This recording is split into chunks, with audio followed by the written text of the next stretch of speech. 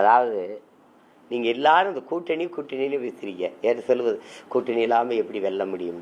ஒருத்தர் கூட கேட்கல. கொள்கை இல்லாமல் எப்படி வெல்ல முடியும்னு யாரும் பேச மாட்டேங்கிறீங்க. எனக்கு தேவைப்படலை. நான் தான் தமிழ்நாட்டில் பெரிய கூட்டணி வச்சுருக்கிறேன். 8 கோடி மக்களை நம்பி மக்களோட இணைந்து மக்களுக்காக நிற்கிற ஒரு கூட்டணி, பெரிய கூட்டணி நாங்கள் தான். அதனால் இருக்கிற எண்ணெயும் கொண்டு போய் அந்த சாக்கடையில் தள்ளி விட்டுட்டு சந்தோஷமாக இருக்கலாம்னு நினைக்கிறீங்க. அதுதான் பிரச்சனை. எங்களுக்கான அணி எங்கள் கோட்பாட்டை ஏற்று, எங்கள் தத்துவத்தை ஏற்று, இந்த பாதை சரியாக இருக்குது, இவங்க நிலைப்பாடு சரியாக இருக்குன்னு ஏற்று வரணும். அது இந்திய திராவிட கட்சிகள் இல்லை.